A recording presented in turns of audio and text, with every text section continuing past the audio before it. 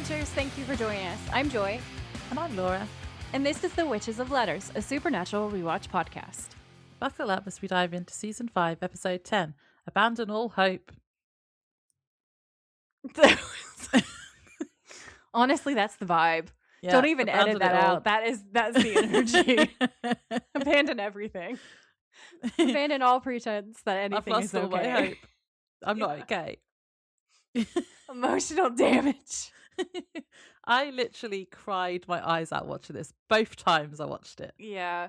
I haven't rewatched this episode that much, to no one's surprise. I feel like we all know that emotionally I'm not like here to rewatch the super heavy episodes, and this is the heaviest of all heavy episodes almost.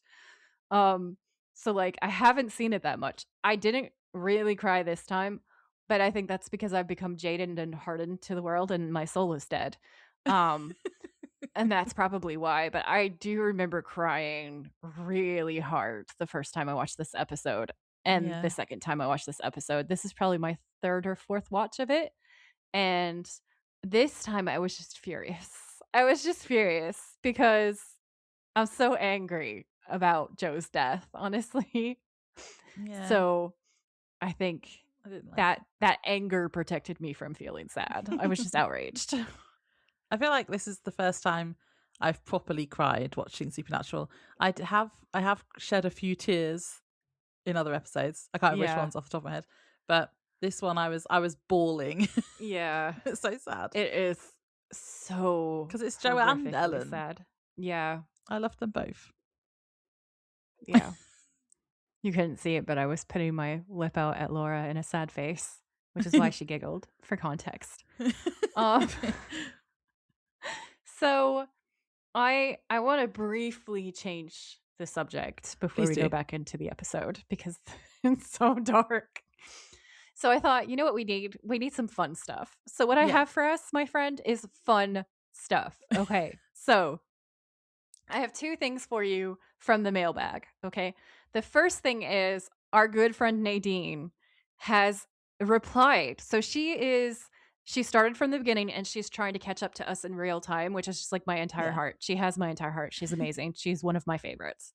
And we had asked people if they could defend Sam in the monster at the end of this book, because we'd gotten to a place with Sam where we were like really frustrated, and Laura was like, I can't do it. I can't defend my man. So for anybody who remembers that, we asked people, we were like, if you can defend Sam, write in and tell us, what is your defense of Sam? We want to hear it. So she's like, okay, I'm going to do it. So she wrote, okay, I've got a mission here. I just finished listening to your episode, The Monster at the End of the Book, where you ask the Sam girls like me if we can defend our man or stand by his side. And she's like, okay, standing by his side, questionable. Defending him in a way I think I can. I just have to try to collect my thoughts. So she's trying to put them chronologically, and she says, okay, what I think happened was that when Dean was in hell and Ruby kind of supported Sam, he wasn't alone. So she thinks that like basically one of his weaknesses was really being alone without Dean, and that Ruby took his place in teaching him more effective ways to fight demons, and that obviously included drinking the demon blood. But she's like, she goes off on a tangent where she's like, but he already has demon blood inside him. How does this make sense? She's like, that's kind of weird because, you know, why is that a thing? Why does he still have the demon blood if he drank it when he was a baby? And why does he need to drink more of it? It was kind of like all the points that you were making. And she's like, anyway, we don't question the writers. And I died laughing. And she says, at this moment, you know, we're just organizing ourselves in this present time. So she's like, so he was drinking the demon blood, which I think kind of mixed with what was already in his system, which changes him, right? Very much for the darker side, she says. When Dean came back and he started lying to Dean, and that was, I think, because he knows what Dean is like, this kind of black and white thinking of like killing monsters and don't questioning it, that kind of perspective. And then he's also calling Dean weak at the same time. And she thinks that stems from the time when he was just the brother who would go to Stanford and study law, and Dean was the perfect little soldier to their dad. And now Sam has these powers that Dean will never have. And Dean has no effective way of killing the demons just beside like stabbing them, basically. but there's Sam, who has serious demonic powers. And I think that comes from thinking that, okay, Dean, you can't do any real magic. And she basically is like, that's where my thoughts are. And she says, just to make it clear, I don't think Sam should have any reason to be too smug about his abilities. But yeah, that's the fact that I can't defend. But I do get where he's coming from in this moment. He should just be a little bit more nice about it, and not make Dean look like a complete weakling. Yeah. And basically that's her thought process. Yeah, because that was one of the issues. One of the main issues I had was him thinking he was better than Dean and not wanting to work together, wanting to do it on his own. Yeah. But yeah. I see her point though, because this is kind of like what I was thinking got into, because also Ruby was sort of getting in Sam's ear a little bit with this idea that Dean is weak and you need to protect Dean. Yeah. You're much stronger than Dean now, and so you have to step up and do this. Yeah. And so there's one point where he loses his temper and kind of basically says, "You're weak," or something like that to Dean's face. And I can't remember if that's after this episode or before this episode, if I'm totally honest. But like, I do know that vibe has been building for a minute. And I think it's part of his justification to himself for his addiction to the blood and his enjoyment of the blood and his enjoyment of hanging out with Ruby is like that he deserves some credit, something for finally being the stronger brother. Yeah. And like, I did come round to, like, I had a big U-turn, didn't I, at the start of season 5, but I was like, actually, I can't defend him. And it was about how Ruby had actually manipulated him and stuff. So yeah, although they would already have heard me say that by the time she hears this. Yeah, time is so weird. Podcast time is so strange. Yeah. No, I thought they were really well thought out, really good points. So I was like, yeah, I can understand that. Like, obviously I'm a Dean girl till the end, and I'm always going to defend Dean. But while I wouldn't be like, yeah, Sam's right, I would be like, I can see her defense of him and I can understand where she's coming from. And I think her logic makes sense. Okay. So very well done, Nadine. Thank you so much for letting us share that on the podcast. Love hearing your theories. Thank you also for pointing out that ghost on that other episode. We've had other people let us know that they've heard it too, and that's cool. So thank you for that. If you guys hear anything that you think is a haunted piece of audio on the podcast, don't be scared to tell us about it. We love it. We'll go back, we'll investigate it, we'll look at our files, we'll see if it's something that we can debunk or not, and if we can't, we'll tell you. Okay, so then the other fun thing that I did was I went up in our stories and I asked people on Instagram to tell me, like, I was like, the best use of music in Supernatural, go. And it was over a clip of Renegade by Styx. Yeah. And I was like, I want you guys to tell me what is the music that like you're obsessed with. And everyone wrote in, like so many people wrote in. I ended up making a highlight clip out of it because I was like, this is too cool to lose. And everywhere that I could, I went and I found the actual footage of the song in the episode. Cool. So I was really psyched with the song that won. There's certain things that I'll say and there's certain things that I won't say because it'll be spoilers for Laura. But I've made notes of the songs and the scenes that Laura has already heard so that she can react to some of the votes. So Georgia, who's Cottage Vor 0 on Instagram, says that she really liked how the lyrics of Jason Mann's Visions that Sam plays in Baby relates to the aftermath of Sam and Jess's relationship. Aww. And I was like, wait, what? So I looked it up because I was like, hang on a second. That is so cool. And when is that? And Google says that song plays in Supernatural Season 4, Episode 1, Lazarus Rising, and that it plays from Sam's iPod in the Impala. And that's when Dean's like, oh my God, what is that? How dare you? Because he's quote unquote douched up the Impala, right? Yeah. Yeah. And it's this romantic ballad, right? And so Georgia put the chorus in text for us. And the chorus says, I look into the room, but all I see is you. You know, I'm not complaining because it's a beautiful vision. I look into the room, but all I see is you. You know, I'm not complaining because it's a beautiful vision. And then the bridge is one that I've seen in my mind for so long, one that haunts me when you're gone. And then the pre-chorus is, and you're the only one I need. You're the only one I see. And you're the only one for me. And I was like, oh, it is like Sam and Jess. Like that makes so much sense. Yeah. Also, Georgia said that she missed the ask, like she missed the story, but that she wanted to let us know that Simple Man and Knocking on Heaven's Door were amazing. Yeah. And Simple Man is absolutely amazing. Like Simple Man definitely really got mentioned. Mm-hmm. And so the ones that I'm going to mention now are, we've obviously got Styx Renegade was really high up in the running. Yeah, that's really good. And that is incredible. So that's when like the shapeshifter had tricked the police into thinking that like they were criminals and everything. Well, I guess they technically are, but not what they think that they've done, right? And they like mug those SWAT guys and walk out in their SWAT uniforms and then walk into the Impala, and then Renegade plays as they're like driving away, and it's amazing. That is amazing. Yeah, and then Heat of the Moment from Mystery Spot, and Wally was the one who wrote that in. So I said, dude, Asia? Wally is so funny, man. I love that reference so much. And yeah, that was a great pick. The way that song was used in that episode was amazing. Yeah. Then we have Wanted Dead or Alive by Bon Jovi, when Sam and Dean are singing in season 3, No Rest for the Wicked. Remember when he's like going to his doom, basically. And he starts out singing and he's so happy, and it's such a funny one. And Sam's like, Wanted! Really getting into like the car karaoke. And then at the end of the shot, Dean's face is like pure haunted. Yeah, because he's like, oh, I'm going to die. Yeah, and it's like it's such a mixture between joy and like terror. It's absolutely amazing. Yeah, that was good. It's such a good one. So that one's amazing.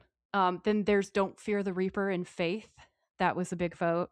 And like, that's one of my favorite songs of all time. Yeah, I love that song. It's used so well in that episode. It's so creepy and scary. And I was just like, oh, yes, chef's kiss. Then we also have Eye of the Tiger from Yellow Fever. Oh, yeah. And a couple of people have said, like one of my friends in particular says that watching that scene, that clip, him doing Eye of the Tiger and it being all silly is what made her a Supernatural fan. And that wasn't even like part of the episode, really. No, it was like the outtake. She saw it and she was like, I'm going to watch the show. This is amazing. And I know other people that have mentioned that as like an origin story, like their fan origin stories. I saw the Yellow Fever clip and was like, I have to watch this. Cool. So yeah, I love that. Then in season 4, episode 17, we get Well Respected Man About Town, which is the one where he's all really like fits. American Psycho. Yeah. And it's so much fun. The music is used really well to like give us that we're in a very alternate world, and this Dean is not acting like our Dean at all. And what the hell is going on? So I love that one. I love REO Speedwagon, where Dean is singing because of Joe, and I think it's Simon Said. Yeah. It's like at the beginning of that one, he's just left Joe and he's singing about, he's like, heartbreak in the car. I love that. I thought you were going to say that one. Yeah, Simple Man, where Sam's cutting the lemons and Dean is cutting the vampire, and he's like, eat it, Twilight. Yeah. And Simple Man is playing over that whole like section where they've like temporarily split up. That one. Oh my really god, good. That one is. I didn't think of that, and I kicked myself when somebody read it. And I was like, yes, that is one of the best ones. Then we got also House of the Rising Sun, which was in Roadkill, and that comes on anytime that ghost is about to attack. And I remember us being really spooked out, like as Laura especially, because I had that piece of lore that was about like the radio that would play even when it was unplugged, and then they were in the house and the radio was playing House of the Rising Sun even though it's not plugged in. It's so creepy and spooky. That is creepy. Yeah. So I love that. Did anyone mention Kansas? No one mentioned Kansas. I was really surprised. Low-key, I was like, I should put this up. I think I'm going to run it again. Maybe it's just because it's too obvious. Yeah, because there was some shout outs for like AC/DC. They've been intro, outro. Kansas might be too obvious. I'm also not sure because I specifically said use in the show, so I think people were thinking like in episode. Yeah, that makes which makes sense, right? Which makes sense. So I don't know. We had so much fun with this one. I feel like I need to do a part 2 or something. Yeah, there were some amazing conversations about the music. I loved it so much. Thank you so much to everyone who participated and who gave me an answer. That is in our highlights now on our Instagram page under music. So if you missed it and you want to go and see all the clips, see all the votes, unless you're Laura, because spoilers, you can go and have a look. So I can't look at our highlights. Oh, I will send you the ones that you can see, and then you're not left out. Okay. Well, so it's funny that you should bring up the REO Speedwagon bit, Joy, because that was what I'd written down as my preamble, not about the song, but about Joe and Dean's relationship and how this episode proves our theory that she was a love interest. Yes, and they were totally in love. Yes. And I'm sorry, but if you think that she has sister energy, then respectfully, you are wrong. Respectfully. Because this episode just proved that she wasn't. He literally like kisses her. To start with, admittedly, he kisses her on the forehead, and I was like, okay, people are going to say that's why. Well, but then he actually kisses her. Yeah. And he's really romantic. Oh my God, it's so romantic. They're obviously in love with each other. Yeah. It is so sad. And I have notes on why I'm so mad. I have rants. Basically, like my opening thoughts were, I hate this episode more than almost any other episode because it's pure emotional damage. And I stand by that. And also, like, here's the thing. It's not a badly acted, directed, or written episode. It's really, really well done, which is why it hits so hard. So like when I say I hate the episode, I don't mean I literally hate the episode. I mean I hate what it does to my feelings. Yeah.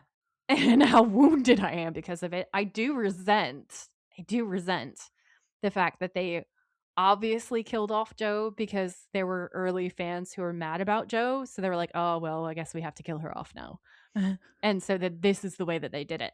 However, my hat is off to the writers because at least they gave her a hero's death. Like, if they were going to kill her off, at least she got a really good death.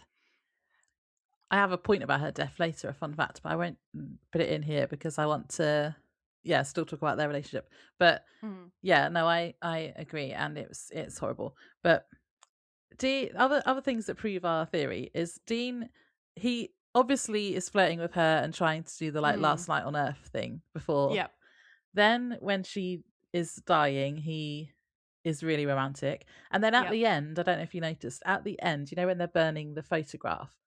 Yeah. It keeps it's like it makes a point to show us Dean's face, then Joe's face that's burning in the photo, then Dean's face, and then Joe's face. I'm like, it's definitely 100%, because my notes on that photo are his face in that photo, his face and his arm is like, this is going to be my girlfriend soon, you will see. Yeah. That's his face. His face is like, this is my girl. She doesn't know it yet, but she's going to be my girl. It's literally that face. Yeah, but he's clearly sad, very sad that she died. And I think that they were a romantic, like it was a romantic thing. It wasn't brother and sister, at least for the I think the writers agree with us. I know they do, because they literally said that they killed her off because people were mad about him having a love interest. Yeah. Like she was always supposed to be his girl. Like Eric Kripke even said at one point that Dean's ideal woman would be someone who walks in, kills all the bad guys, and then just walks out again. Yeah. And that is hardcore Joe Harvell energy, right? We know that she was always supposed to be the femme fatale to like match his badass, right? Yeah. But people hated it. And so those people wrote in and were like, hey, I hate this. And then the writers were like, oh no, the fans hate it. We're going to have to do something different. Well, I don't hate it. I loved it. I thought it was the best thing ever. I would have paid so much money to be able to see an extension of this, to watch like what would have happened if Dean and Joe had actually been allowed to be a couple. Yeah. You know? I think they would have been a perfect couple. They would have been amazing. They would have been perfect for each other. Like it would have been so cool. I would have been living my best life. She like matches his sass as well. Like even in this, when she turns him down in this episode, that was so funny. Yeah, honestly, like this is the thing is like, I feel like in a Dean girl, my version of what I would like to see in a Dean girl is pretty much Joe, because it's like somebody who's a little bit of a femme fatale, meaning somebody who can give him back like as good as he gets, you know what? Yeah, somebody definitely. Who's not going to take shit, who's not going to be immediately charmed just because he's very pretty, who's going to see through his bullshit, and who's going to call him on it. And like, that is Joe through and through. I love that so much. Like, I know I think some people perceived that she was supposed to be younger than she actually was, because the actress who plays her is very petite. And I think that worked against the storyline. So I think the people who read her as having sister energy, I'm not going to hate on them. I think that they read it that way because she is new to being a hunter, and she's very tiny, and the whole dynamic with her mom makes her seem more juvenile than she is, I think. Like, I always read her as like college age. Like, she's talking about going to Vegas with money and going into casinos and stuff. Yeah. So I've always read her as being about 21. Right? See, I didn't read her as there being a massive age difference between them. No, me neither. But I think some people did. Like, I think some people looked at her size and assumed that she was supposed to be like a teenager or something, or like 18, 19 or something. You know what I mean? Like, just barely out the nest. Yeah. And I think that's what some people think. I think they think that she's younger than she is. I think they think that she's way less experienced than she is. Mm-hmm. And so there's like the power dynamic would be Dean being like the experienced hunter and being the older guy. I can see why some people are like, oh, it's like an older mentor, younger sister vibe. Like, I can honestly see why some people might have thought that, you know? Not once you get too far into the storyline, because then I'm like, but the lines, but the vibe, but all of it, what do you mean? Yeah. Because it very clearly, obviously, like, deeply shifts. Mm-hmm. But in the beginning, if you want to like talk just in the beginning, when you first see her and they exchange banter, him and Sam exchange banter all the time, you know? Yeah, and exactly.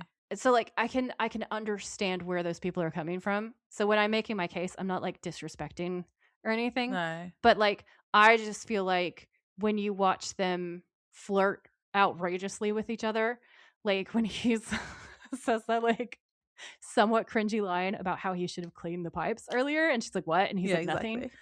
And when H.H. Holmes has her captive and he's like freaking out and tearing apart the building and going like full The Shining on the building so that he's gonna like break through the building to get to Joe, like, he loves her. When he's singing Heartbroken karaoke in the car sober, he loves her. That Dean Winchester singing car karaoke about a girl and he is not drunk. That man is in love, okay?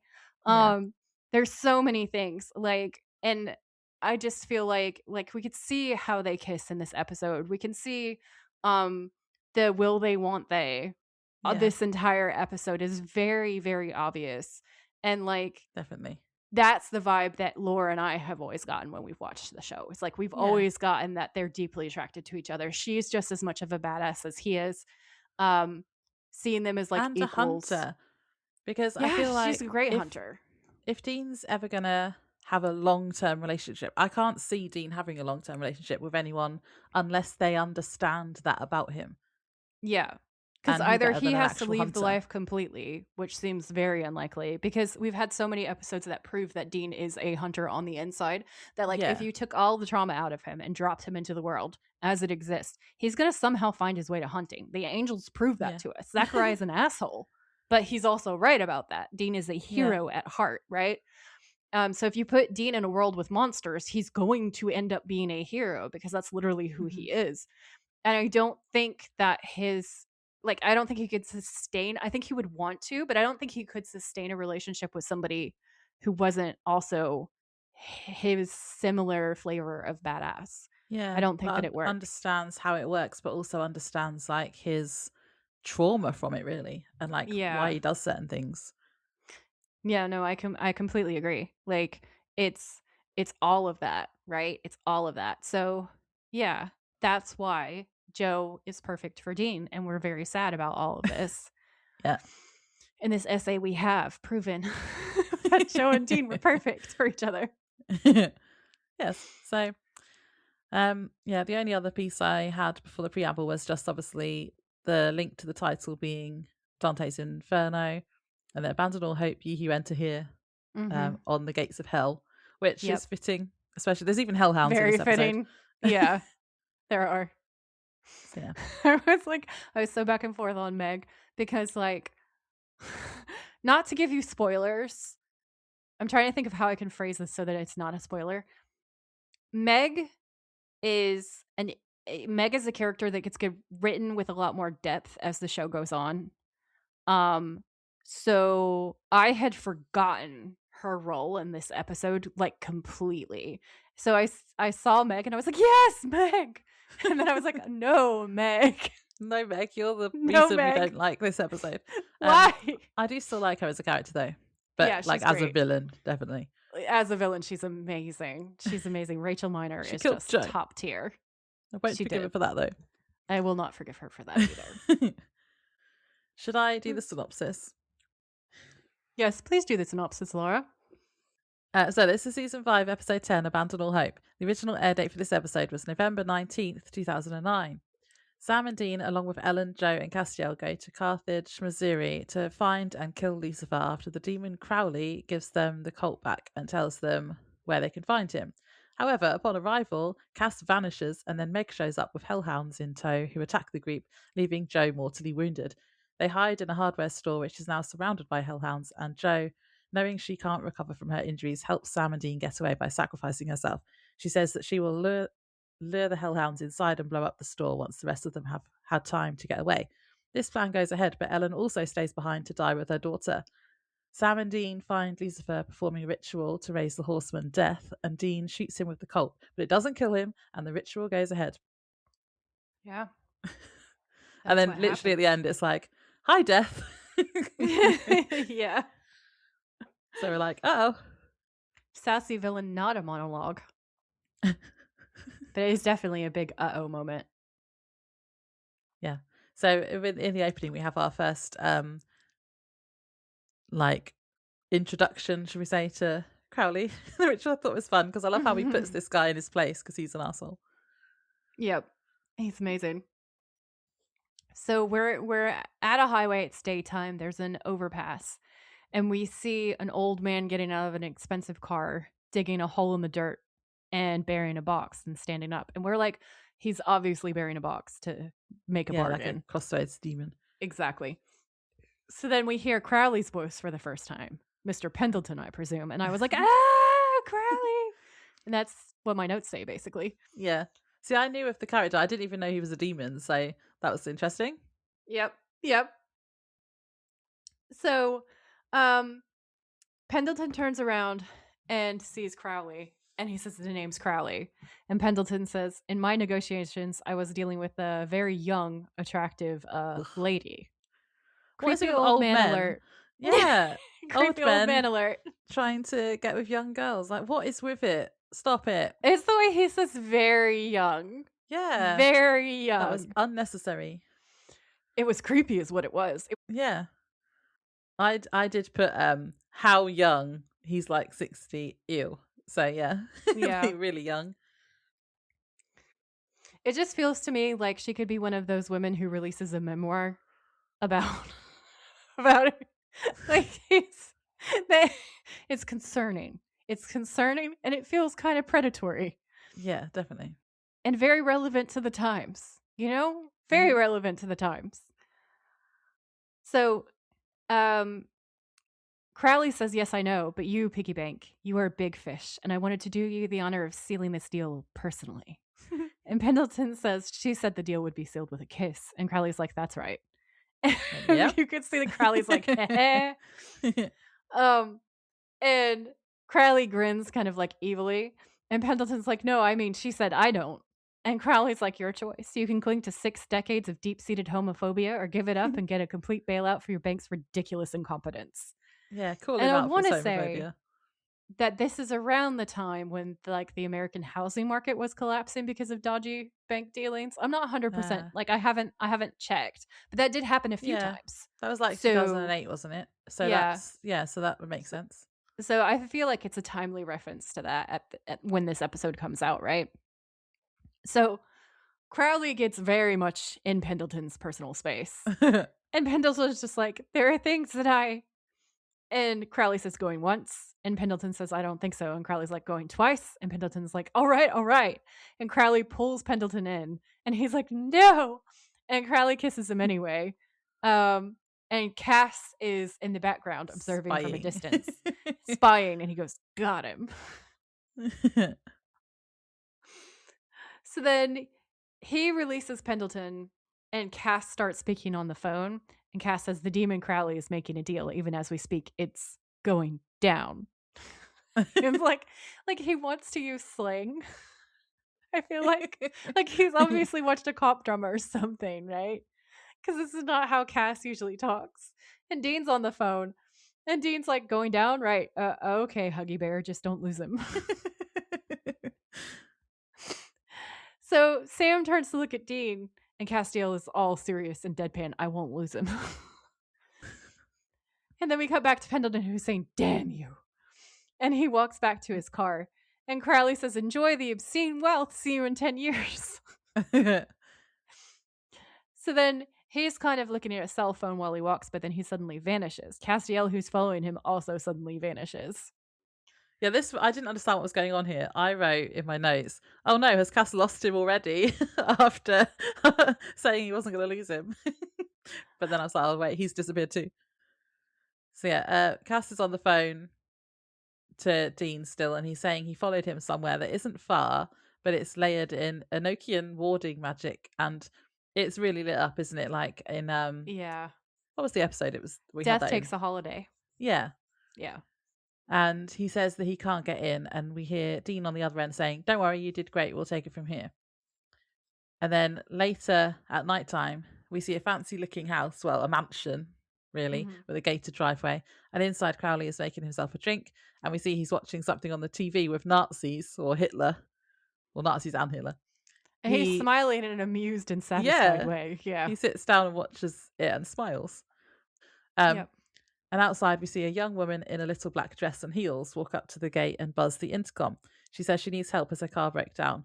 And I wrote in my notes, this is just the start of Rocky Horror Picture Show. And a man on the other end says he'll be down in a minute. And the woman turns and we see it's Joe. And I wrote, yay. And the gate swings open. And then two men approach. And this guy's creepy as well. It's another creepy dude for this episode. We've got two creepy dudes. Yeah. 3, I guess. 4 if you count Crowley as a creepy dude at this point. Probably. I don't know. I feel like he's more of an anti-hero at this point. But yeah, so the first man is all creepy and says, evening, pretty lady, get yourself on in here. And she's like, I just need to make a call. And he's like, you don't need to call anyone, baby. And then he turns back to his buddy and they say, we're the only help you're ever going to need. And it's very rapey. Yeah. Like, it's very rapey and gross and scary. And Joe's like, you know what? I think I should just wait by my car. And she turns to leave, but then his eyes go all demony and black. And he says, we said, get your ass in here. And Joe shakes him loose and then flattens him, which is amazing. And then the second man gets stabbed through the neck with what looks like Ruby's knife. And then the camera pans out to show us that it's Sam. Hot. And then he stabs the first man as well. Thirst trap. And Dean says, nice work, Joe. And Joe says, thanks. And there's a vibe. There's a vibe. And so Dean hands Joe a bag and she pulls out wire cutters. And she's like, okay, shall we? And they go to break into the mansion, which is awesome and badass. Yeah. And inside, Crowley is still watching TV, and all of a sudden the lights and TV go out and the music cuts off. And he just smiles again. And then he walks into another room and we hear Sam say, it's Crowley, right? And Crowley says, so the Hardy Boys finally found me. Took you long enough. I told you he was sassy. Yeah, I love him already. Yep. He walks towards them but realizes something fishy's going on and lifts the rug to find a devil's trap. And this he's more was annoyed like that they ruined his expensive rug. Okay, no, this had me annoyed because hear me out. I know they were in a hurry and everything, but Sam and Dean leaving like the rug all obviously curled up in an obviously perfect mansion. Come on. Come on. Yeah. I thought it was funny though that he's just like, he doesn't really care that they were trying to trap him. It's like, do you know how much this cost? Yeah, no, I like that part too. Some more of the demon minions grab Sam and Dean from behind, disarming them and pinning their arms. And then Crowley holds up the cult and says, "This is it, right? This is what it's all about." And then we think he's going to shoot Dean, but then he shoots his minions instead. And Sam and Dean are shooketh. They are. We're all shooketh the first time we watch this. Yeah. Because what the hell? Yeah, because he's just killed his like minions. Crowley tells them that they need to talk privately, and Sam and Dean look at each other like, "What?" I'm sure that's exactly what they said to each other quietly. What? Musically. What? Okay. Dean says, "What the hell is this?" And Crowley says, "Do you know how deep I could have buried this thing?" And then he waves a hand and the door slams shut. "There's no reason you or anyone should know this even exists, except that I told you." And Sam's like, "You told us." And Crowley says, "Rumors, innuendo, sent out on the grapevine." And Sam's like, "Why? Why tell us anything?"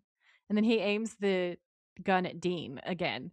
And he's like, "I want you to take this thing to Lucifer and empty it into his face." And Dean's like, okay. And why exactly would you want the devil dead? Because Dean's like, "What?" And Crowley says, "It's called." And then he puts the gun down and he says, "Survival." "Well, I forgot you two at best are functioning morons." And Dean goes, "You're functioning morons." And he looks like super fucking embarrassed. That's funny. It's so funny. Crowley says, "Lucifer isn't a demon, remember? He's an angel famous for his hatred of humankind. To him, you're just filthy bags of pus. If that's the way he feels about you, what can he think about us?" And Sam says, "But he created you." And Crowley's like, "To him, we're just servants, cannon fodder. If Lucifer manages to exterminate humankind, we're next, so help me, huh? Let's all go back to simpler, better times, back to when we could all follow our natures. I'm in sales, damn it. So what do you say if I just give you this thing and you go kill the devil?" And I was like, ah. Sounds like a plan. It does sound like a plan. So he holds the Colt out, handle first. Sam and Dean look at each other. He wiggles the gun at them. Sam kind of reaches out to take it and says, "Great." And Crowley says, "Great." And then Sam says, "You wouldn't happen to know where the devil is by chance, would you?" Crowley says, "Thursday," which is we're recording on a Thursday, fun fact. "Birdies tell me there's an appointment in Carthage, Missouri." And Sam glances over at Dean and nods. And Sam says, "Great." And then he puts the barrel between Crowley's eyes and pulls the trigger. And it clicks empty. And Sam stares at Crowley. And Crowley's like, "Oh, yeah, right. You'll probably need some more ammunition." Just giving no fucks whatsoever. Like, he absolutely knew this is exactly how this was going to play out. Anticipated every move. And it was like, ha ha. So he goes to his desk.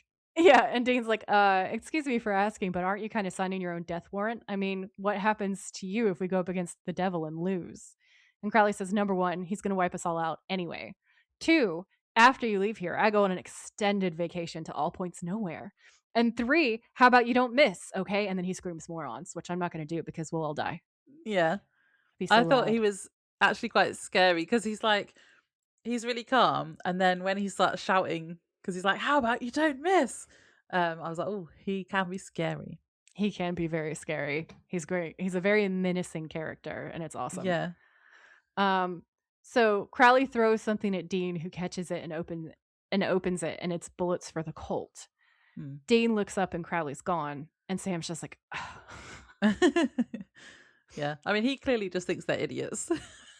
100% thinks they're idiots from the very beginning. Oh, it's amazing. My notes say, Crowley kissing dodgy bankers and watching Nazi parades equals fascism plus morally lacking rich white men feels very relevant right now. Hashtag 2026 mental breakdown.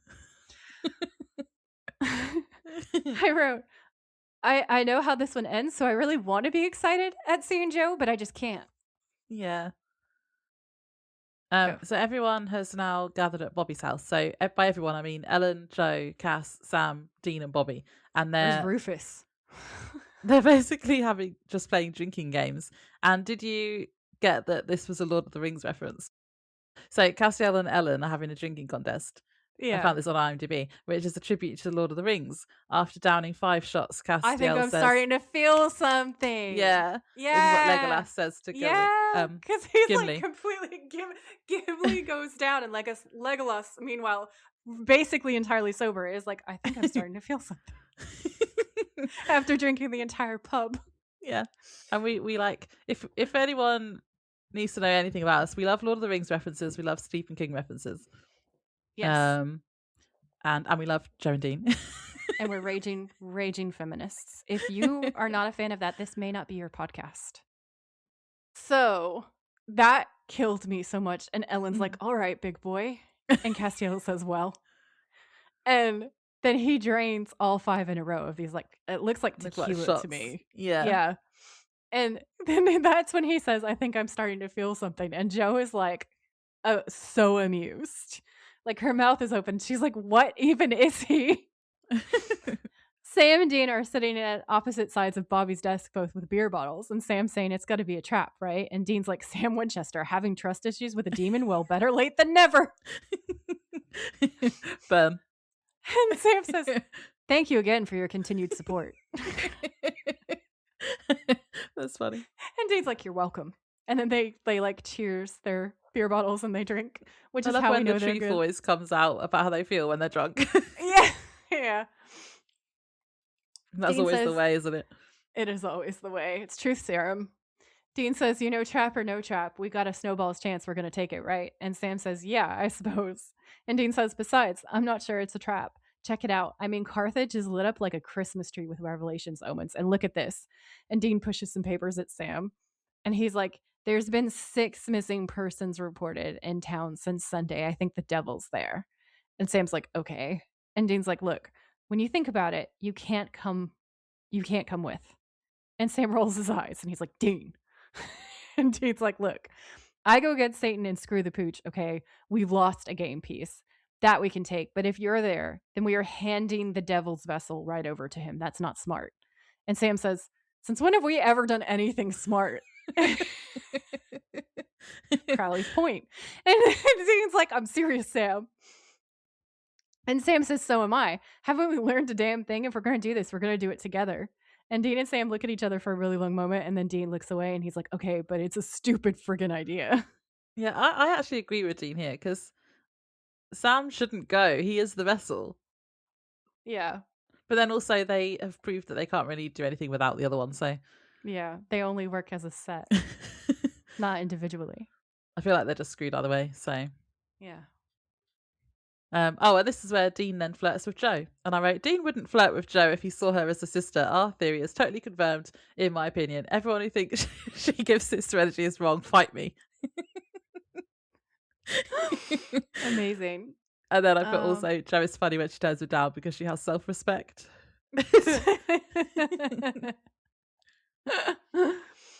Okay, so Dean looks past Sam, looking at Castiel, Ellen, and Joe, and then he looks a lot longer at Joe than anybody else because he's giving this girl the up and down, And Sam says, boy, talk about stupid ideas.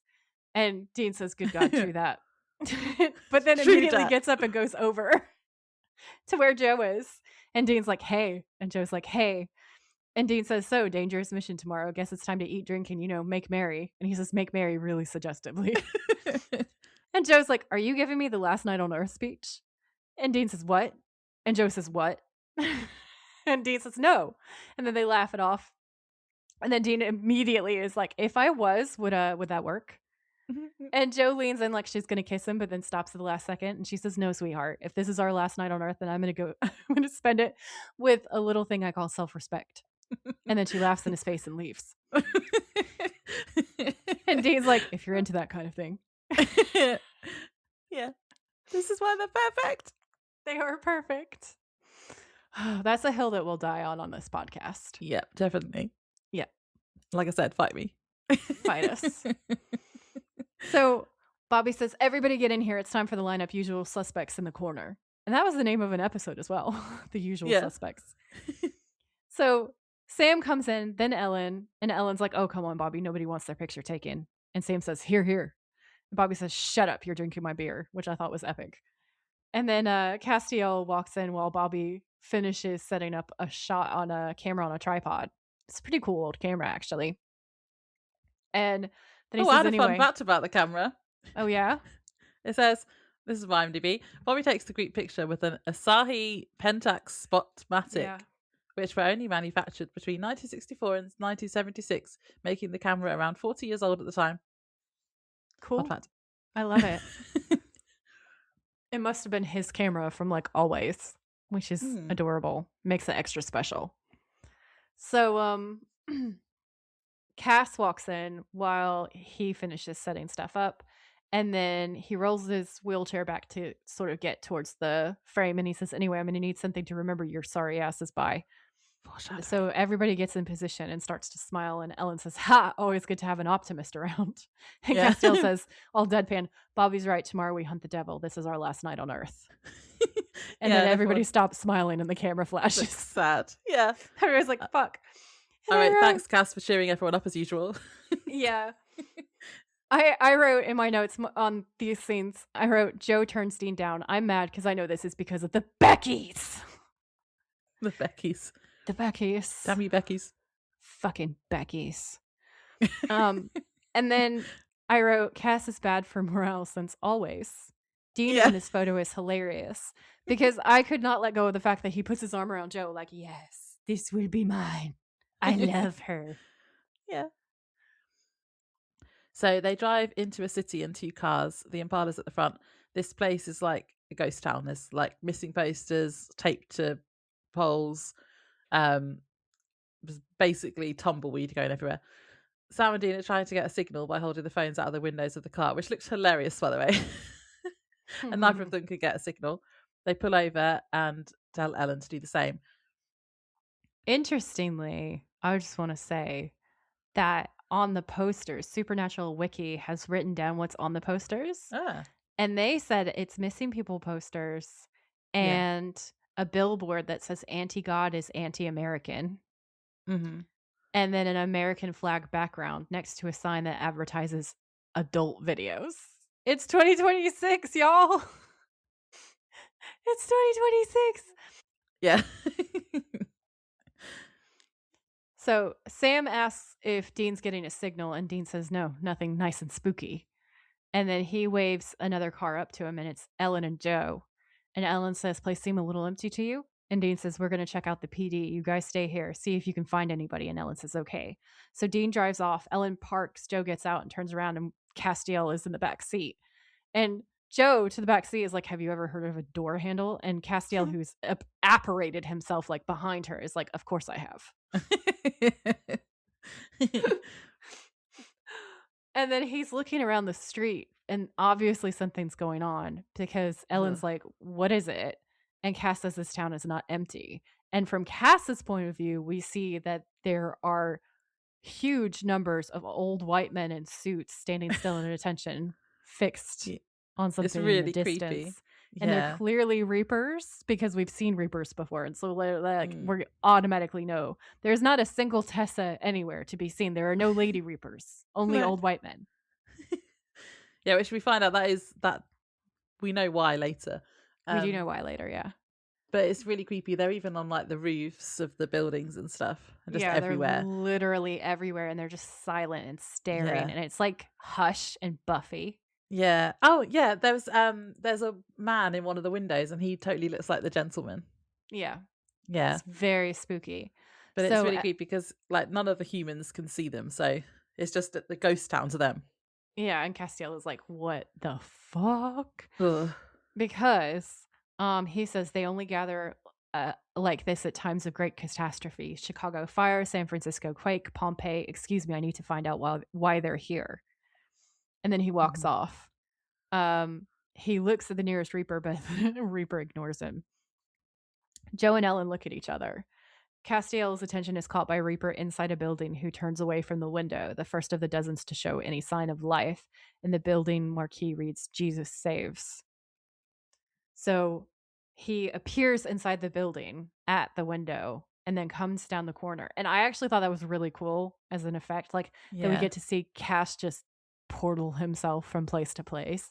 The way they do the shots with the camera is really interesting and cool. And then there's a voice off camera that says, hello, brother. And then a blinding light. Mm-hmm. And we're all like, obviously it's Lucifer, because it's Lucifer's voice. Yeah. So then we cut back to Joe and Ellen, who have found Sam and Dean. Dean says the station is empty. Ellen asks if they've seen Cass, and Sam's like, what? He was with you. And Ellen tells them that he went after the Reapers. Dean's like, Reapers? And they explain that he said that they were everywhere. And then we cut back to Cass, who's now trapped in a fire circle, or a burning ring of fire, if you will. I fell into a burning ring of fire. I put that in so you'd sing. And then he looks around and sees Lucifer. I have this singing autism. I feel like it's like if you give me a movie quote lead in or like a little bit of something that is obviously a song lyric, I have to do it. It's like a compulsion. That's the kind of autism that I have. Like whenever I've seen all the viral, like, what flavor of autism do you have? People are like rock autism, insect autism, or whatever. I've got like quote autism. Also, if you haven't heard this before, I literally have an autism diagnosis. Like, I'm not saying that as like a joke. Like, I am literally autistic.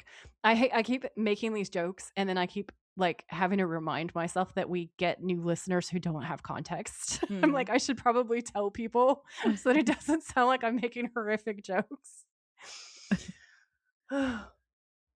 Okay, so the room is dark and it's lit mostly by a firelight, and Cass is in the ring of fire. It's fine. I can go forward without singing Johnny Cash. It's okay. I can do it. So Castiel says Lucifer. And Lucifer says, so I take it you're here with the Winchesters. And he says it in a tone of like, why the fuck would you do that? And Cass says, I came alone. And Lucifer says, loyalty. Such a nice quality to see in this day and age. Castiel, right? Like, he doesn't know who Castiel is because he has so many brothers. He's like, Castiel, right? I'm told you came here in an automobile. And Cass says, yes. And he's like, what was that like? And Cass looks around. And Cass says, slow, confining. And Lucifer says, what a peculiar thing you are. And I'm like, Cass is so autistic. Also, angels are so old. An automobile. An automobile. Yeah. I love Cass so much. So we finally see Lucifer, and he does not look okay. He's like rotting. He's starting to look a little bit like the corpse that he is in is rotting. Like that. Yeah. That Nick is dead and starting to decay. Poor Nick. It's like, yeah, his skin's all peeling and stuff. Yeah. Nick obviously can't hold him. He's not doing a great job of it. Like, his body just isn't up to this task. And Castiel says, what's wrong with your vessel? And Lucifer's like, yeah, Nick is wearing a bit thin, I'm afraid. He can't contain me forever. So, and Cass is like, you. And then he steps forward about to try to like attack Lucifer. Because clearly the end result of this is he's here for Sam, right? So Cass moves to protect Sam, but he can't because of the fire, because it's holy oil. So Cass says, you are not taking Sam Winchester. I won't let you. And I was like, oh, that was actually you love him. That was a Cass thirst trap. It is a Cass thirst trap. I was like, this is probably the first time he's ever said anything nice about Sam. Yeah, because he's usually like, Sam, demon blood boy. Or like saying, yeah, and whose fault was that about like starting the apocalypse? Which is true, but also really he says it really, really mean. Yeah. Yes. So Lucifer says, Castiel, I don't understand why you're fighting me of all the angels. And Cass is like, you really have to ask? And Lucifer says, I rebelled. I was cast out. You rebelled. You were cast out. Almost all of heaven wants to see me dead. And if they succeed, guess what? You're their new public enemy number one. We're on the same side, like it or not. So why not just serve your own best interests? Which in this case just happen to be mine. I was like, that sounds convenient. Very narcissistic and Lucifer. Yeah. Like, Like, very on brand, very on character for Lucifer. Lucifer is like, you want what I want, I swear. Do what I want you to do. It makes sense for everyone. I promise. Yeah. Cass says, I'll die first. And Lucifer says, I suppose you will. So then we are back with the gang. And Dean says, well, this is great. Been in town 20 minutes and already lost the angel up our sleeve. That was funny. Sam asks if they think that Lucifer got him, and Dean says he doesn't know what else to think. And then we hear a voice say, there you are. And then they all turn around and it's Meg. Meg calling Dean Dino was really funny. That's my favorite thing in life. Yeah. So she says, shouldn't have come here, boys. And Dean says, hell, I could say the same thing for you. And then he aims the Colt at Meg. And she says, didn't come alone, Dino. And Dino. It's all the hellhounds start growling and barking. And Dean is obviously shaken because that's how he died and then was forced into hell and then tortured. So this is obviously like a play to traumatize him. And it works. And Dean says, hellhounds. And Meg says, yeah, Dean, your favorite. Come on, boys. My father wants to see you. And Sam says, mean, though, where she's like, yeah, your favorite. Oh, yeah. No, she's like, her villain is top notch. Okay. Even like Lucifer is not as big of a villain as Meg is in this episode. And she's supposed to be a bit part. And that's just all credit to Rachel Miner for being amazing. She really steals the show, I feel like. Because I know like Lucifer is super bad in this episode. But if you ask me who is the scariest villain, you have Crowley, Lucifer, and Meg. I'm like, Meg. Meg is so scary. Meg knows how to go for the jugular. Meg killed Joe. Meg killed Joe too. So, yeah, Sam says, I think we'll pass. And Meg says, your call. You can make this easier. You can make it really, really hard. And Dean looks back and Ellen nods. And Dean says, when have you noticed to ever make anything easy? And Meg shakes her head. And Dean shifts his aim and fires. And blood starts spurting out from the hellhound next to Meg's feet.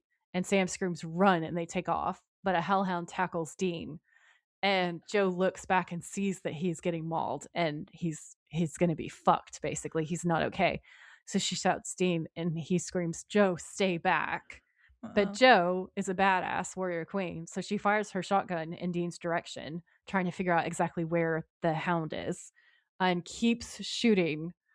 But while she's saving Dean, another one gets her from the side and rips into her really bad. So Sam and Ellen start running back to get Joe and Dean, and Ellen screams no, and it's really, really heartbreaking because we can see that Joe has obviously been really seriously injured. Yeah, it's horrible. Her side gets shred up in front of us, and Sam and Ellen start firing. Dean scoops up Joe and runs past Sam and Ellen, who turn to follow. Dean heads for one of the nearest stores. Ellen opens the door, and Sam stays back and keeps shooting. And then we cut inside the hardware store during the day. Dean leans Joe against the counter, and she's whimpering to herself. And Ellen's saying, okay, breathe now. No, she looks really pale, and she's like covered in her own blood. Just a couple of points though before we go into the hardware store. Sorry. Are we supposed to believe that Dean was the slowest out of all of them when we know how fast Jetson can run? Because he's the one that gets caught by the hellhounds. Just saying. Yeah. And Joe is just a superhero. She went back for him, and because she loves him. Yeah, she loves him. She wants to marry him. Yeah. So then we're in the hardware store. Yep. So Sam and Dean get bags of rock salt, and Ellen screams that she needs help. And Sam just says, go, go, go. And they are frantically lining the doors and windows with salt so that they can go back to help Ellen with Joe. And Ellen peels Joe's hand away from her injury where she's like stopping her own bleeding by applying pressure, and it looks arterial. Like it's a lot of blood that starts spraying out. A lot of blood. A lot of blood. So Sam and Dean stare, and Ellen looks over her shoulder at them and is just completely horrified because she realizes how bad it is. Yeah, this was it's they all look really concerned, but the way Ellen looks up at Sam and Dean, it's like with such desperation that breaks your heart. And then in my initial notes, I put, oh no, is Joe going to die? And then this is where the episode ends, everyone. She doesn't die. They all survive. Dean and Joe live happily ever after. The end. Yeah. But no, that isn't the case. My notes say stupid hellhounds. Yeah. And then stupid Becky's making Joe die a horrible death. Skanks.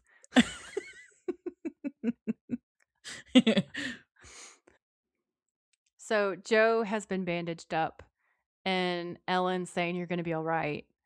And Sam hands this bowl to Ellen, and she says thank you. And then Sam goes over to Dean, who's fiddling with some electronic stuff, where he's trying to get a radio working because none of the cell phones are working. So he's trying to find a way to call for help and get hold of Bobby. And Dean asks how Joe's doing, and Sam just says the salt lines are holding up, which, like, silently, he's like, yeah, she's not going to make it.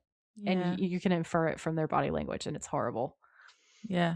And Dean says safe for now. And Sam says safer, trapped like rats.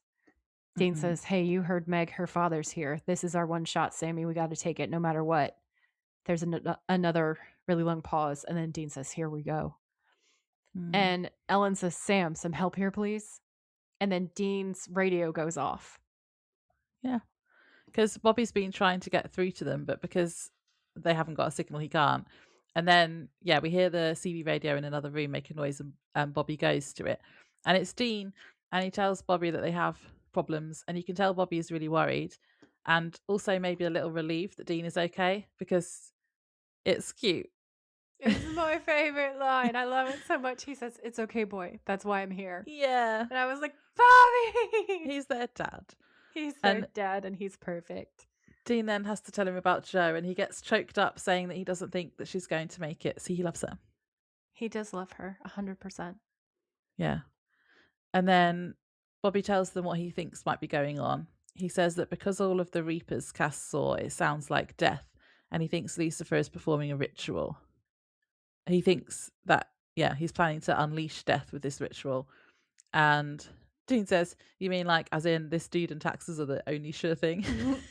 And Bobby says, as in death, the horseman, the pale rider in the flesh. And Dean says, unleash. I mean, hasn't death been tromping all over the place? Hell, I've died several times myself. True dat. I love that line. Or whatever he said earlier. He did say true that. I haven't heard true that in a long time. That makes me think of like high school and stuff. That was so funny. That's why I added it in again. True that. True that. Oh, and what Bobby says is funny as well, because he says, not this guy. This is the angel of death. Big Daddy Reaper. Which is funny. They keep this guy chained in a box 600 feet under. Last time they hauled him up, Noah was building a boat. That's why the place is crawling with Reapers. They're waiting on the big boss to show. And then he drops the Carthage law. He does. He says, I've been researching Carthage since you've been gone, trying to suss out what the devil might want there. What you just said drops the last piece of the puzzle in place. The angel of death must be brought into this world at midnight through a place of awful carnage. Now, back during the Civil War, there was a battle in Carthage, a battle so intense the soldiers called it the Battle of Hellhole. And then Dean says, where'd the massacre go down? And Bobby says, on the land of William Jasper's farm. So the lore is that is actually true. That is actually real. And the farm is actually supposedly haunted.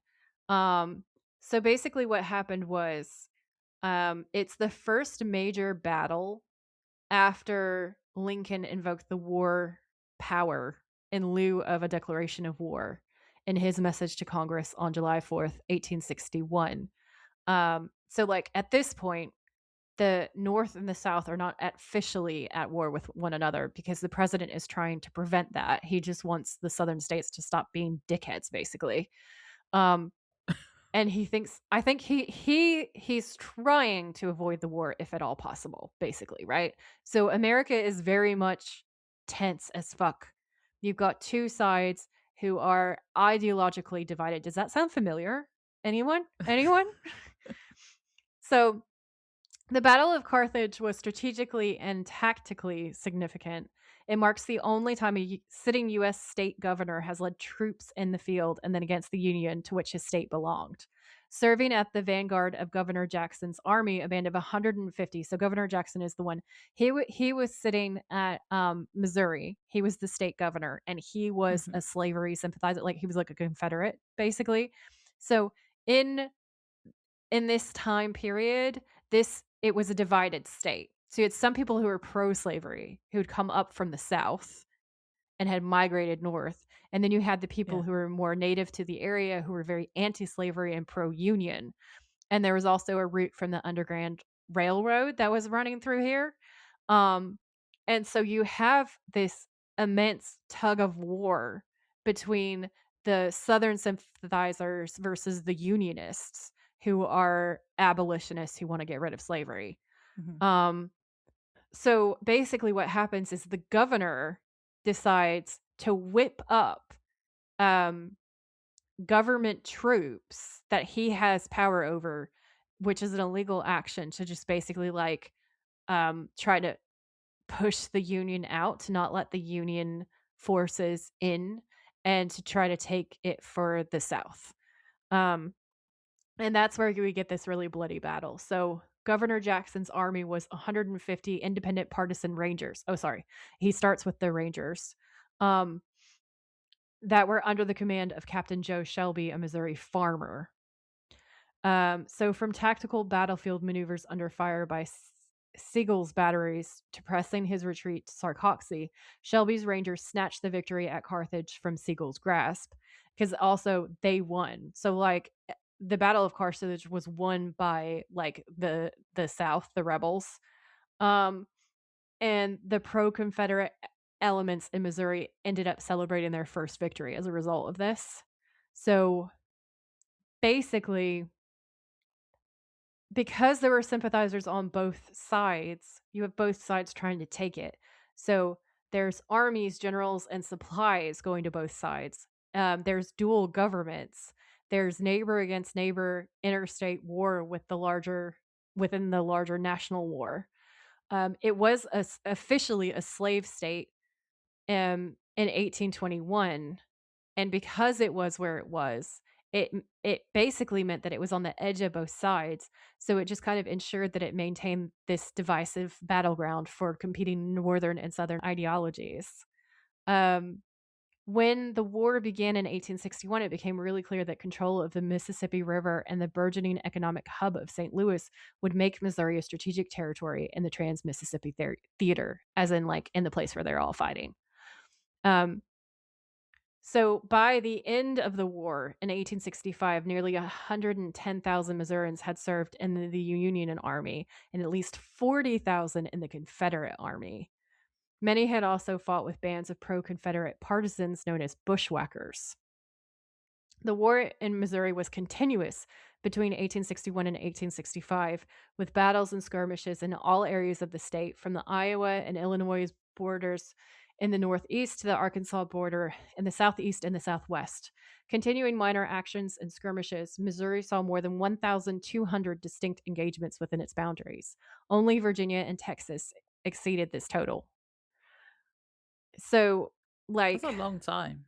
It spent more time, I would guess, because that's the first battle, really, and then it just goes off from there. It's the most time in the Civil War. It is in Missouri. So when he says like carnage and bloodthirst and battle, this makes so much sense because Carthage is the place for that. Yeah. And I just thought it was really, really interesting.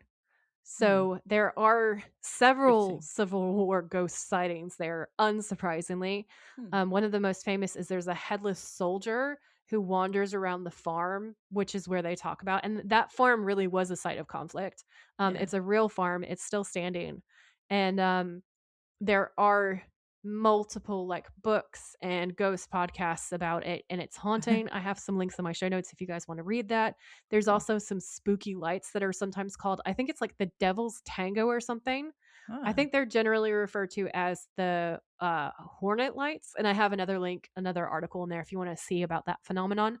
So we've got like Lucifer's lights or whatever in this area, this haunted ass farm, and then this like horrific history of violence and brutality and warfare right on this area. So that's the lore. It's like that it's all real.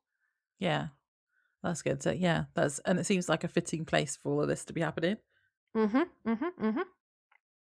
So yeah, it makes sense, America divided. Sounding very familiar.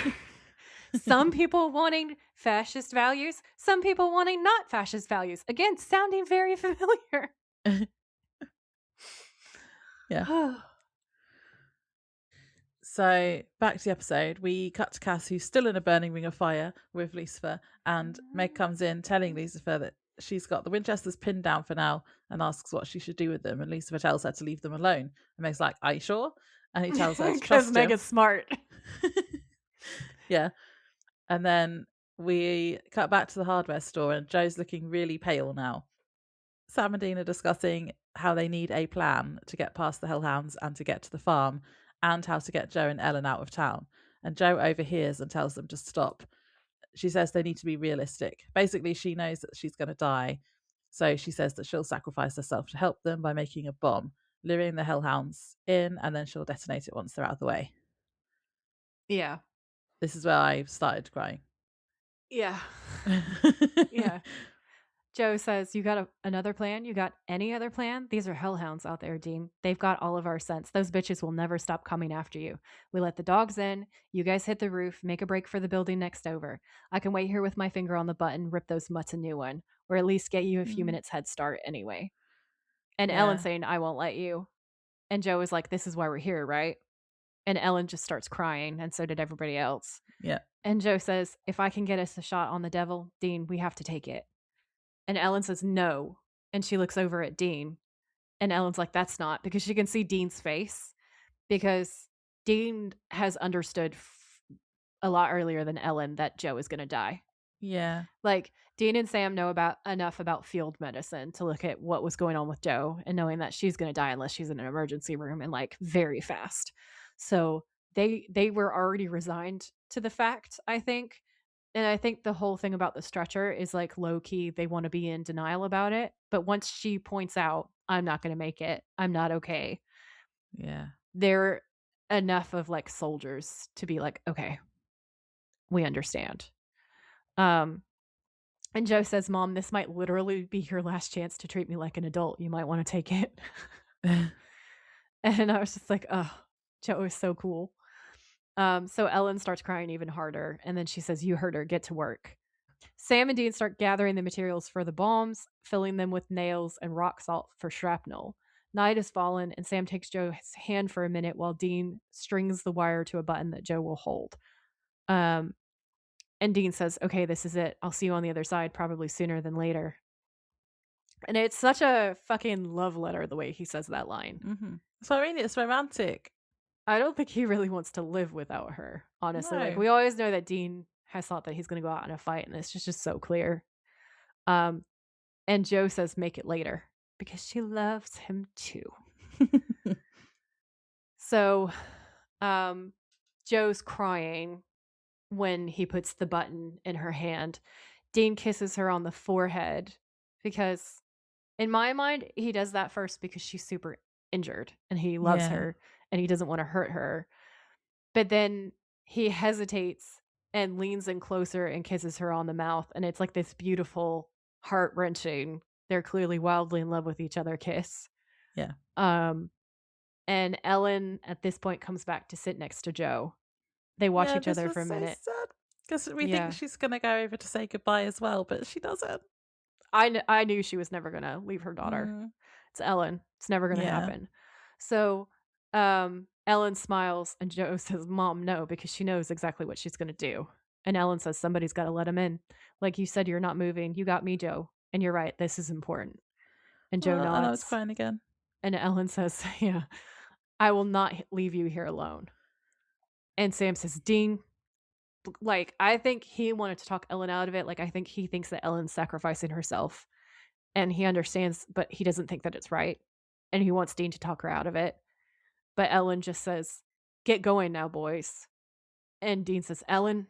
And Ellen says, "I said go." So they look at each other to walk away. And she says, "And Dean?" Dean looks back. And Ellen says, "Kick it in the ass. Don't miss." So Dean nods. And him and Sam head for the exit. Ellen unchains the doors, sweeps away the salt line, and opens the propane tanks and sits like cradling Joe. And she says, "I will always love you, baby." And then we hear the hellhounds growling, and clearly they're about to break into the building. And she looks back at Joe, who's obviously died at this point. Yeah. And Ellen says, honey. And there's no reaction. She's like, Joe. And then she sobs, and it's just horrible. And she says, it's okay. It's okay. And she kisses Joe. And she says, that's my good girl. Oh, and then so sad. I'm not going to cry. The doors bust open, and Ellen looks, and two hellhounds clearly slam past the open doors. Yeah. And we're cutting back and forth between the interior of the hardware store, and Sam and Dean running across the fire escapes, escaping. So I've got a couple of things here. So first of all, when this made me cry as well, when Ellen tells the boys to kick it in the ass, do you know what that was a reference to? I knew that it was something, but I just could not get it. It's not really a reference in shows. It's a tribute to Kim Manners, another one, because I found on IMDb, it says at one point Ellen tells the boys to kick it in the ass. This is a tribute to executive producer and director Kim Manners, who passed away in 2009. He was fond of saying this phrase before a take to encourage the actors. And a similar tribute they had in an X-Files episode as well. And yeah, in the X-Files episode, there's an instance where a tombstone is shown with Kim's name, date of birth, and death, and then the SPAF says "kick it in the ass," and that was in Mulder and Scully Meet the Were-Monster in 2016. So they've used it like as a reference to him, and I was like, "Oh, that's gonna make me cry as well." Yeah. And then this is where I also found about Joe's death, and I didn't notice this until I read this. And I was like, but Joe's death is basically the same as her dad's death. Yeah. Because in Born Under a Bad Sign, we see Sam tells her how her dad died when he's possessed by a demon. He's possessed by Meg, isn't he? Yeah, it's Meg. So Meg, as Sam, tells her how her father died out on a hunt with John. And John had used him as bait, and he died trying to hold in his insides after being attacked by a monster. So this is basically the same, although she's giving herself as bait, but it's the same death as her dad. So and definitely a hunter's death. They leave her behind, and he left him behind. Yeah. Yeah, so those parallels were interesting, I thought. I thought those parallels were dark and unnecessary. Yeah, but you were saying earlier about how like she has a proper like hunter's death, which is she does, kind of fitting. It's better than her dying a different way, I guess. Yeah. But yeah. So fun fact, not so fun fact. I was gonna say that's not a fun fact, Laura. You can't say that's a fun fact. An unfun fact. Yeah. Cool. So we're cutting back and forth between interiors of the hardware store and exteriors where Sam and Dean are running over fire escapes, and then down ladders, and then through an alley. We cut back to the hardware store, and Ellen's waited until this hellhound is right on top of her, blowing her hair. Yeah. She holds Joe's finger against the button and forces a grin and says, "You can go straight back to hell, you ugly bitch." And in my notes, I said, this has the exact same energy as "get away from her, you bitch." And I was like, oh my God, Eleanor Ripley. I see it. I see what you did. Yeah, and then the bomb goes off. And so Sam and Dean look back at the huge explosion in shock. And I found a fun fact which makes me think that these reactions might have actually been real.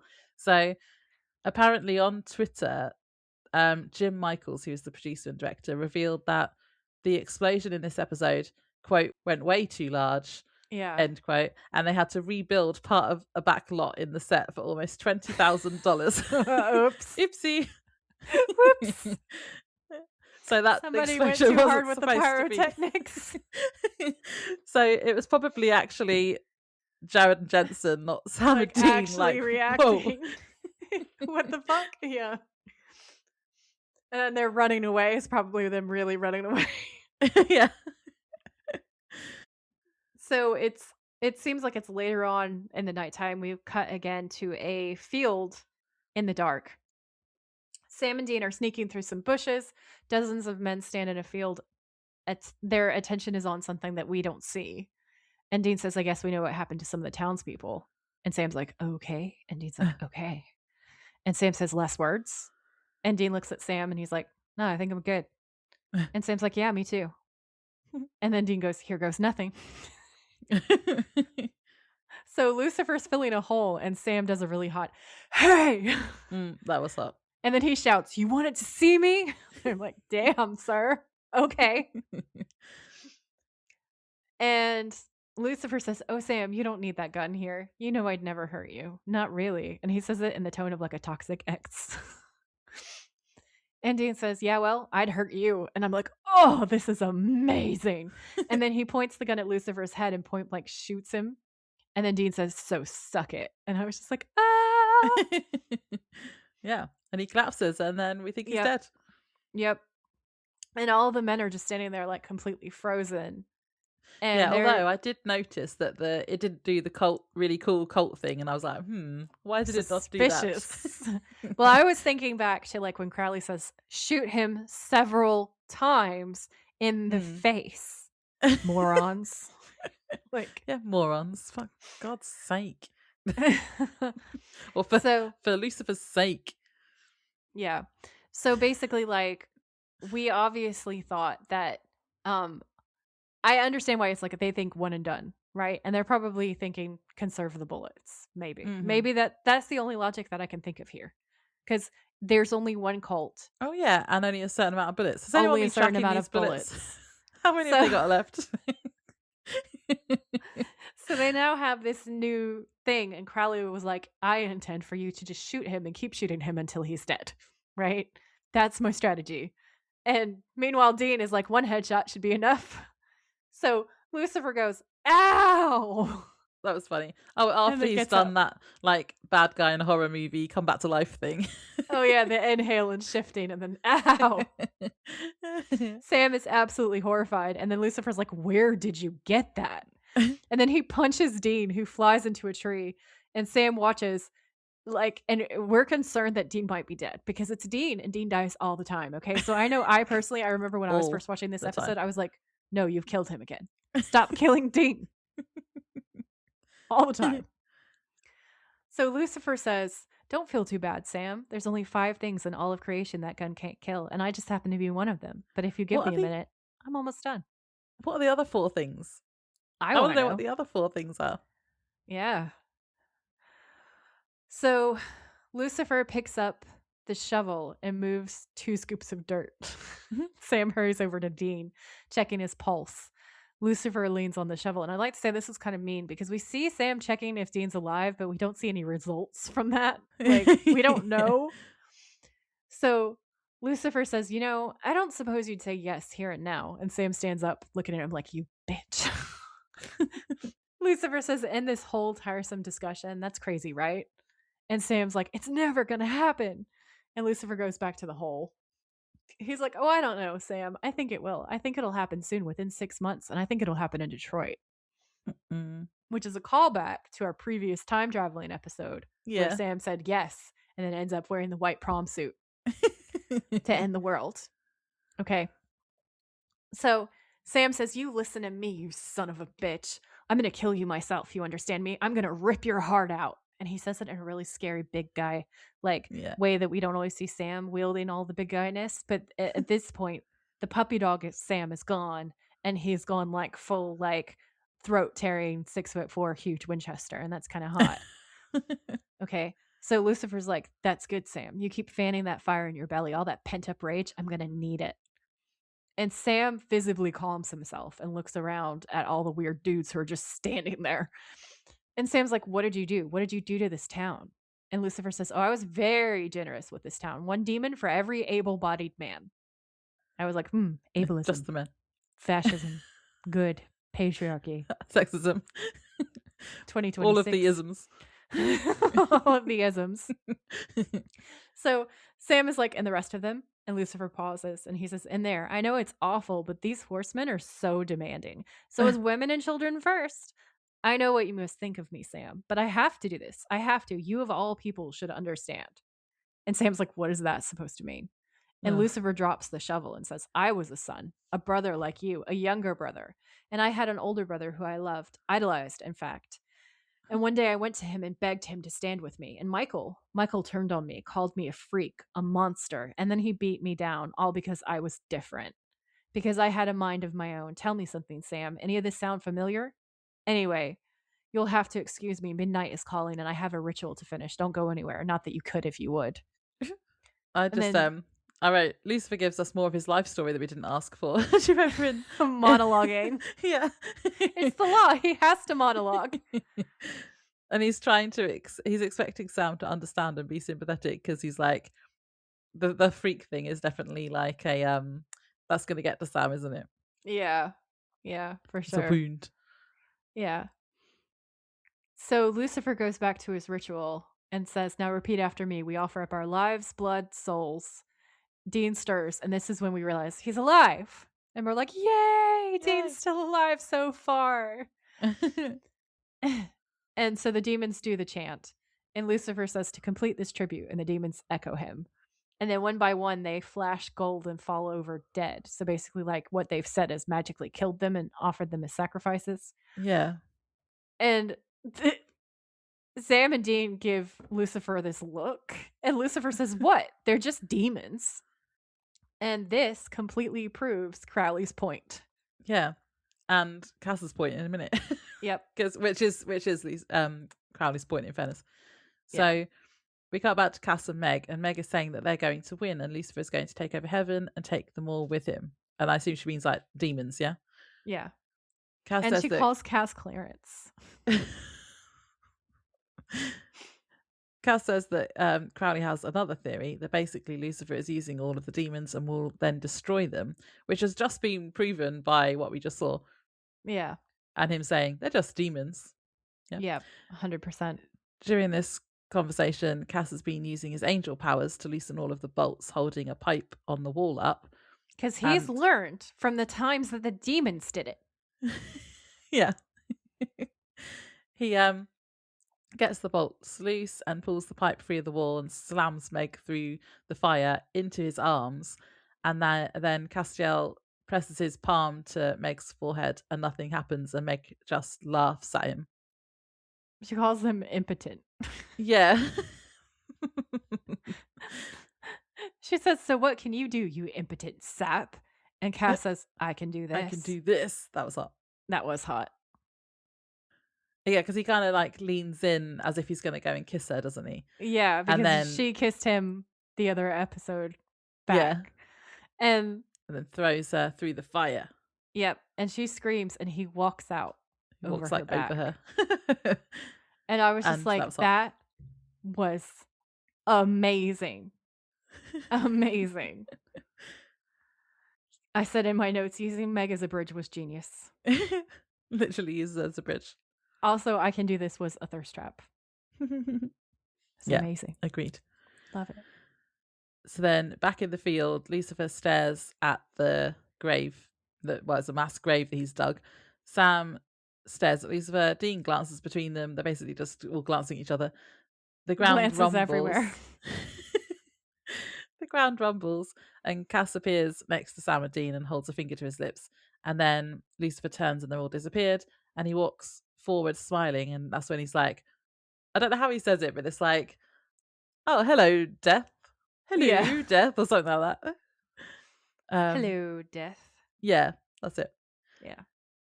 And then we cut back to Bobby's for the like final scene.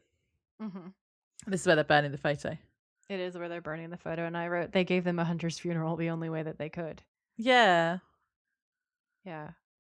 So we see all the drinking competition glasses are still on the table. Nothing's been moved. On the TV, we see a tornado, and the caption says State of Emergency, Paulding County, KOUA 16.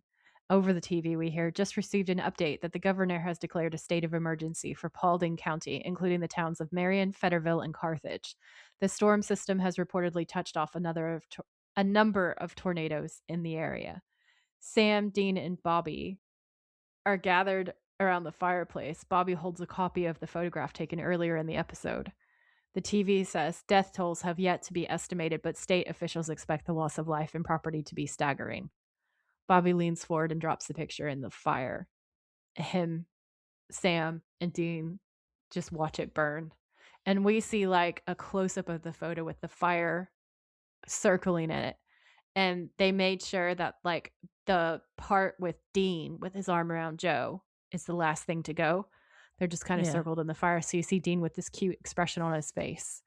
And Joe is looking really aware that Dean has thrown his arm around her. And it's so poignant and so sad. Yeah. And this is where I was like, Dean's looking really longingly. It keeps going to like his face. It doesn't go back to Bobby and Sam. It's just Dean and then like Joe and Dean in the photo. Yeah. So yeah. Very, very heart-wrenching. Yeah. Yeah. That is a sad end. And I looked up when the next episode was, and it wasn't until January. So this is then was the end of, there was quite like a month in between this episode and the next episode. So I can imagine at the time it was like, oh, well, that's a good cliffhanger. Well, it's not really a cliffhanger, but you know what I mean? It's like kind of like a mid-season break. Yeah. Like a Christmas break. Yeah. When you have that long period of time where there's just like nothing until the next season. Yeah. Well, until the season resumes after that. Mm-hmm. And I try to remember what I was like thinking. I think honestly I was thinking, I don't know if I can keep watching this show. This is hurting my feelings too much. Obviously I did go back, but I remember like really questioning it after this episode. I was like, do I want to keep watching this? Jesus. So dark. It's so sad. Yeah. And then in the end, I could not abandon Sam and Dean, so I kept watching it. Yeah. I haven't got anything else to say. I'm just sad that Joe and Ellen died. Yeah. If you weren't doing this podcast, do you think there are any points where you would have quit for a while? I don't know. It's hard to say. Maybe when I do my rewatch of season 1 to 5, I'll be able to tell you. Because when you're binging it, it's different, isn't it? When you're like, okay, I need like a week or two to not watch any episodes. Yeah. But I've got a week or two in between each episode anyway, so it's hard for me to tell at the moment. Yeah. Maybe it was a much needed break over the holiday break for this one. I was like, I'm not coming back. And then I did. Yeah. So, do you want to play games? Yeah. Cool. Villain, hot or not? I wrote not hot. There's decaying. Ew. What about Meg though? Meg is hot. Meg is always hot. 10 out of 10. Yes, hot. And is Crowley a villain? Sort of. I feel like he's like a protagonist or something. No, an antagonist in this episode. And he is helping I don't them, think I can count him as a straight villain in this episode. He's too helpful. He's helping them in this. He's not a villain at the moment. No. Yeah. So, episode scare rating. I had to really dig deep because I was like, I want to rate this like how I would have rated it roughly like the first time that I saw it. Yeah. So I thought really hard about that. And I gave it an 8 because there's gore in it and there are parts of it that are scary. Like now, when I watch it now, I find it difficult to take the Hellhounds as seriously as I did when I first watched it. Yeah. I do think that they're kind of scary, but I also sort of feel like it's just like an invisible dog. Yeah. And so there's moments when, because of the kind of like escalation of scale of villains, it's hard for me to be like, oh no, the invisible dogs are really scary still. Because like the way that they wrote the lore on them with like the initial thing where it's like they drive you insane and you get pulled into hell, and then slowly you can start to see them and then they rip Dean to shreds. That was really scary. And so initially they're really, really scary, but there's some parts where they're like running through the hardware store and stuff where it just looks a little janky because the CGI is older. Maybe they didn't spend as much time on that scene as they did on other scenes for other effects. I think they kind of saved their budget a little bit for other things. And so it was like, they could have made them scarier, I think, for this episode. So that's why it's an 8 and not a 10. I suppose these days it would be like proper CGI dogs, whereas we kind of just get like their point of view camera, don't we? Yeah. Which maybe doesn't have quite the same effect now, but yeah. And I just kind of think like the idea of something that's invisible and can tear you up is scary. yeah. But I just feel like the way it was delivered, I think they kind of slightly under delivered on the terror of the hellhounds in this episode. I think they could have gone harder with that and it would have made it like scarier. But again, there's a balance in these episodes because if it had been scarier and also that emotionally rough, it might have been too much. So I don't say that to say that like this is what they should have done. It's just an observation in my scare rating. Like I think the hellhounds could have been scarier and it would have been in 10. Well, I gave it a sadness rating of a 10, but that's valid. A scare rating of about 8.5 because it is pretty scary. Like what Lucifer is doing is scary as well. And then the hellhounds, like you say. Yeah. What were your favorite quotes? You can go straight back to hell, you ugly bitch. Yeah. With the get away from her, you bitch vibe. Love that. I also loved, since when have we ever done anything smart? I'm serious. So am I. That was good. And then, I mean, hell, I've died several times myself. Yeah, I missed that one. I did like that. Those are my favorites. I only had one. I had Dean saying, Sam Winchester having trust issues with a demon. Well, better late than never. And Sam saying, thanks again for your continued support. Thanks again for your support. Those are amazing lines. What were your best thirst traps?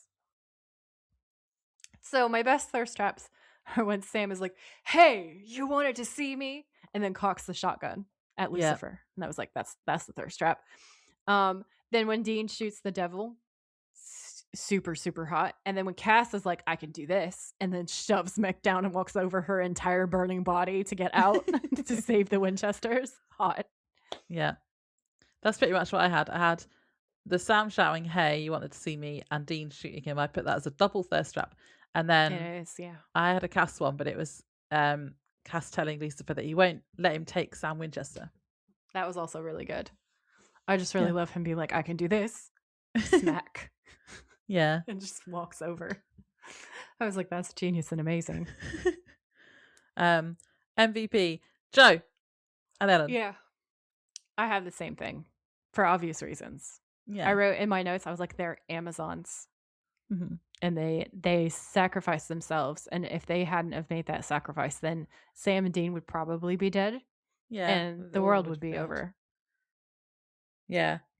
I wonder what they would have done if Joe hadn't been ripped up, because they would have all just been, I don't know, they would have had to run away from the hellhounds, and then would they have got away from them?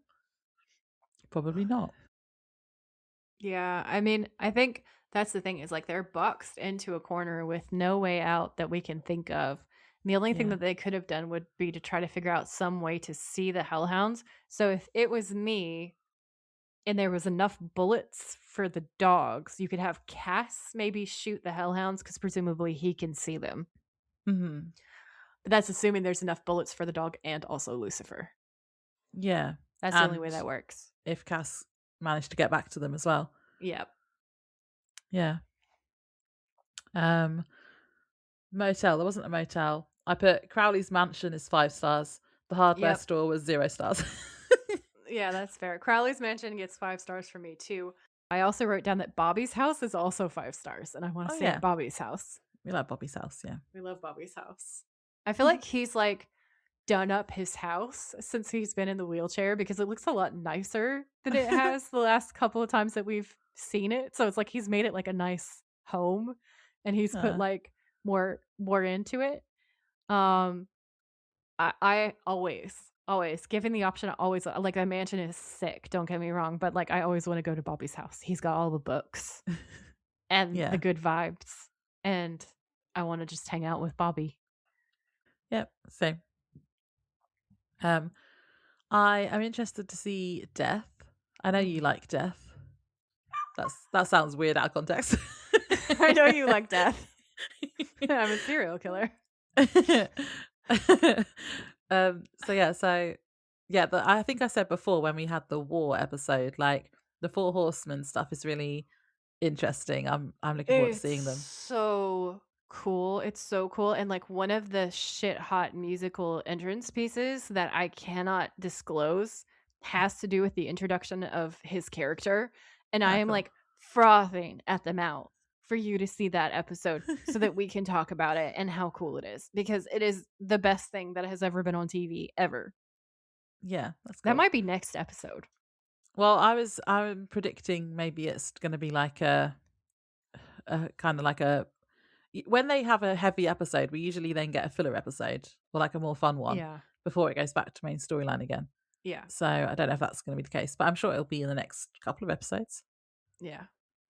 I think the thing is like, for me, it is partly the music that they use, and partly that they hired Julian Richings to play the part, who is a character actor.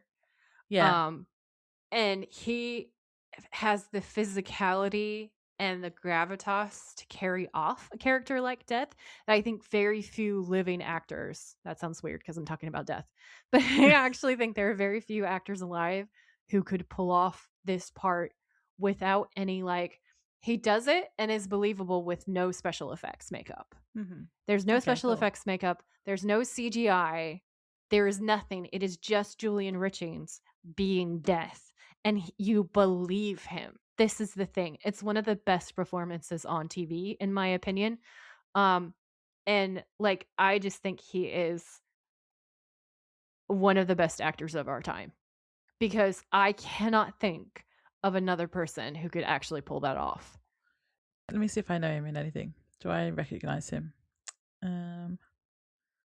Oh yeah, he does look familiar. Let me see. Oh, another bad guy who's British. What a surprise. Shock horror. Yeah, I feel like he's got one of those faces where I'm like, I've probably seen him in lots of things, like lots of, but not, I can't pinpoint any specific things. Yeah, because there's loads. I'm just scrolling through like his, and I'm like, yeah, I've seen that. So I've probably seen him in lots of like things, but nothing's sticking out to me as like, oh yeah, definitely that. Or maybe Umbrella Academy. Oh, and he was in one episode of Hannibal. I love Umbrella Academy. Yeah, so yeah, he's definitely one of those, like you say, like a character actor where he's been in lots of things and you know his face. Cool. Yeah, I'm looking forward to seeing him. Me too. He is one of my all-time favorites. What favorite characters in Supernatural? He is both one of my all-time favorite characters in Supernatural and also one of my favorite actors. Okay, so I think that's the end of the episode then. That's it. If you've got any more music that you like in the show, let us know. Yeah, definitely drop it in the comments here or on Instagram. Yeah. Or email us. You can tell us your thoughts about Death. Yeah. The character. Definitely tell us.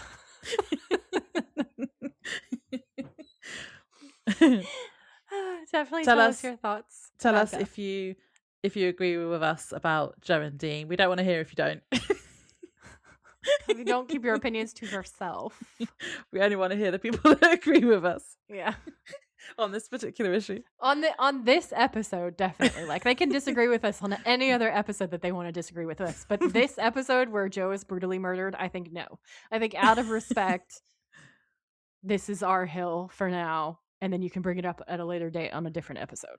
Yeah, and we will fight you. Yeah, and then we'll fight you then. Yeah, thanks for listening, everyone. Bye. Bye. Thanks for tuning in. If you like this episode, please rate, review, and subscribe. We would be very grateful. And if you know someone who would enjoy it, please share. You can find us on Instagram at The Witches of Letters Podcast, or you can email us at thewitchesofletters@gmail.com. Until next time, stay safe out there, have each other's backs, and always keep fighting.